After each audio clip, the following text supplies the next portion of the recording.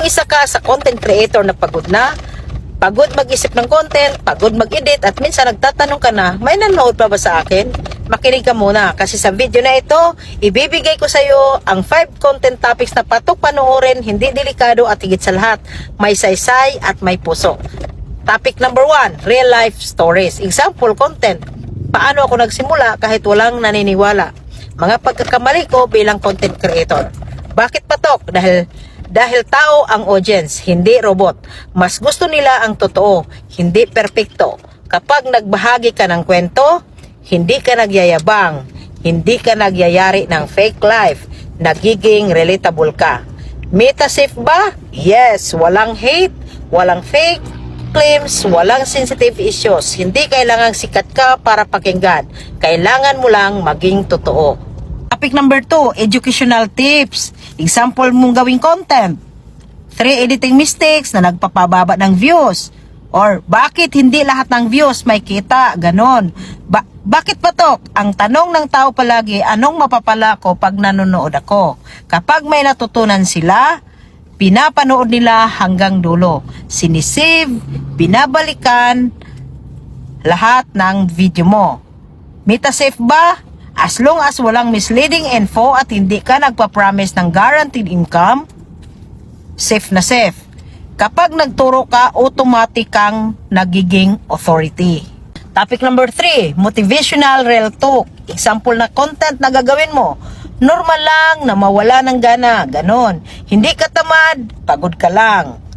Bakit patok ito? Maraming creators ang tahimik na napapagod. At kapag narinig nila ang sinabi mong hindi ka nag-iisa, doon sila kumakapit. Meta safe ba? Yes. Positive messaging, no hate, no harmful content. Minsan, hindi views ang kailangan ng tao, kundi lakas ng loob. Topic number 4, behind the scenes or process. Example na content na gagawin mo. Ganito ako mag-edit kahit walang motivation. Content creation kahit may trabaho. Bakit patok? Gustong-gusto ng tao makita ang process, hindi lang ang resulta. Nakakabuo ito ng connection at trust. Meta safe ba? Yes, basta walang dangerous acts or misleading demonstration. Hindi kailangang perfect ang proseso. Kailangan lang tuloy-tuloy. Topic number 5, Q&A or community content. Example na content na gagawin mo, sagutin ko tanong ng small creators. Reply sa comments gamit ang video. Ganon yun. So bakit patok? Kapag sinama mo ang audience, nagiging parte sila ng journey mo. Tumataas ang engagement, mas pinapabura ng algorithm. Meta safe ba?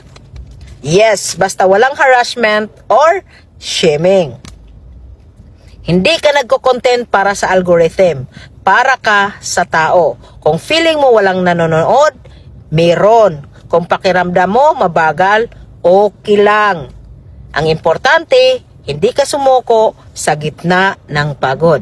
Mag-create ka hindi para sumikat agad, kundi para makatulong muna. Dahil darating ang araw, yung dating konti lang ang nanonood, sila pa ang magiging dahilan ng tagumpay mo. Natulungan at namotivate ba kita? Paki-like, follow, and share na rin para makatulong tayo sa iba.